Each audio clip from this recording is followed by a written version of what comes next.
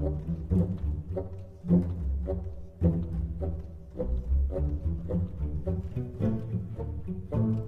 folks, Justin here. I am exhausted, so I'm going to share that exhaustion with some other people by playing support mage on the ladder. That is the sound of our oven.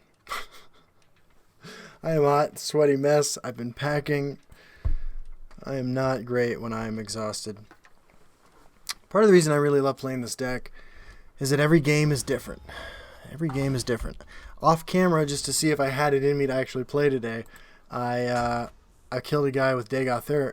I played this guy on lunch break earlier today. I feel really bad about that.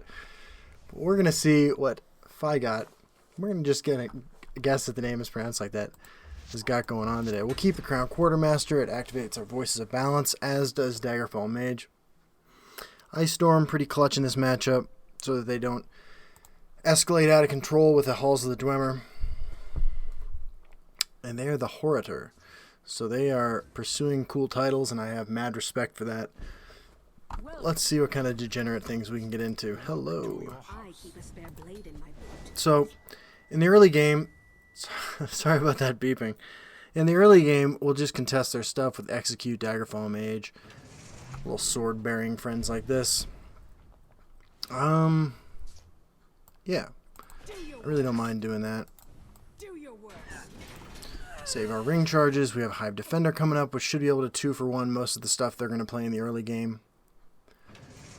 Reflective Automaton. Absolutely. Let's drop down Hive Defender and the Cloudrest Illusionist Execute combo, which can kill up to a 6-power creature, is pretty good against the few larger things that may be in this deck. But we shall see. I expect that Parthenax, Odaving, that kind of stuff is in here as well. You kind of can't let the mono-neutral deck escalate out of control. You kind of want to just lock them down from the beginning and get card advantage through things like Hive Defender. I wish I could do something about that noise upstairs. I'm so sorry that I cannot. It's just been one of those kinds of days. Another Reflective Automaton, so we might just get a 3-for-1 here, which is pretty nice. There's Iron, which brings back nothing right now. Let's just develop the Daggerfall Mage. Make some trades. Now, even things like this can become a threat with the Halls of the Dwemer out and with items out. Every mono-neutral deck's a little different. Charmer actually has been telling me that he has a really high win rate actually with his mono-neutral deck. Something I've enjoyed. We'll kind of use this time to talk through some of the card choices. People have been curious, why Sotha Sil? Sotha Sil is kind of great, right? Sotha Sil's, and this is a perfect example of what we can do between these two cards. A little distraction might Sotha Sil's kind of great because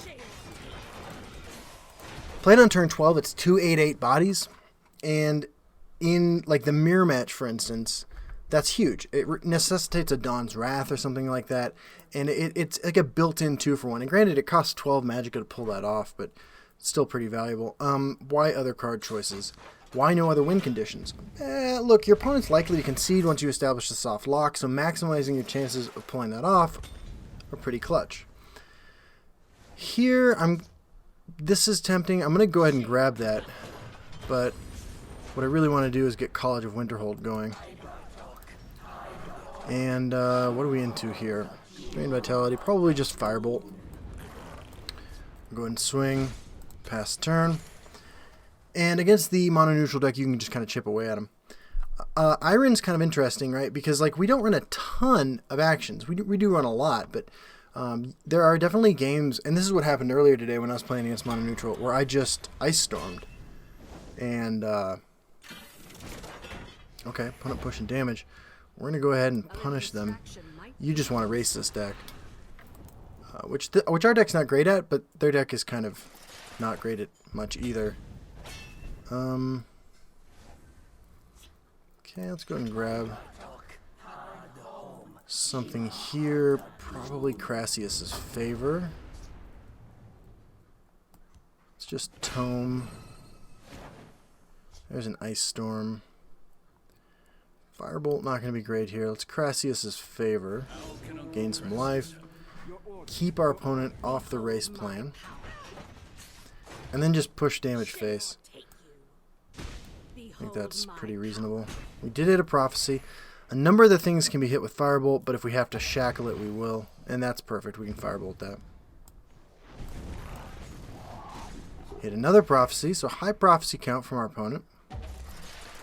And that is a lot of threats. It's a lot of damage our opponent just put on the board there. Alright, so yeah, why other card choices? Shrieking Harpy is just fantastic prophecy for getting to where you want to get to later. Yeah. Packing all my stuff has just been an exhausting process. I have to give my hat off to Sandra for just being a wonderful woman who puts up with my shit, including my obsession with this channel. But I'm also just like not fantastically cooperative when I'm doing stuff like this. Okay, opponent just pushing a ton of damage. We have a Cauldron Keeper. We go to 13. Reverberating Strike might give us lethal. No, looks like we're going to get shackled. Okay. Well, what do we got here? What are our options? If we Firebolt that swing there, that leaves us with 4-7 damage. Not lethal. We could just Ice Storm, play Tower Alchemist. Push as much damage as possible. Behold my power. Seems fine. I mean, their reach is what? Crushing Blow and Shadowmare? Share or take. Acknowledged. Is there any reason for us not to? What else would we do? We could Cauldron Keeper, Shrieking Harpy, Firebolt too. I'm kind of down with that. I sell cures for all ills. Plead a Kinnereth is interesting. I could plea Firebolt. How do we die if we do that? Yeah, I'm down with this.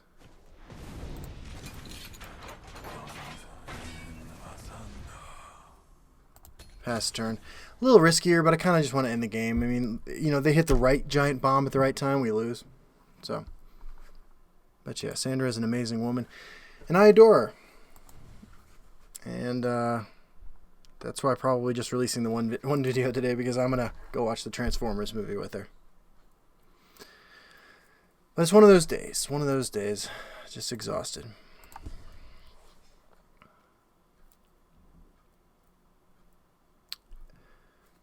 College Winterhold, one of the reasons that I actually like this more than the Crusader one, even though Crusader gets kind of stupid with Volendrunk, College Winterhold lets you play things like Plead a Kinnereth and have it be interesting.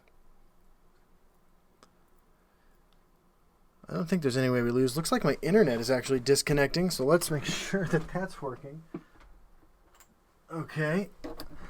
Reconnect. Let's see how that process works. All right. My computer, one of the few things that's still here. Are we back online? We are back online. Opponent still thinking out their turn. It has been my honor. Do you have lethal? Alright. Look, I love you guys, but not as much as I love my wife. So, this is today's video. Let's open some rewards, and then I'm going to go spend some time with her. One win away, by the way, from rank 1. Alright, what do we got? Mages Guild Recruit. Cool. Alright, so I'm moving this week, so videos are probably going to be shorter, because Sandra and I have bought a house. It's kind of astounding, really. If you had told me I was ever going to own a house, much less with a wonderful woman like her, I would have found it hard to believe most of my life. So, I'm going to go be with my wife. Kiss your loved ones.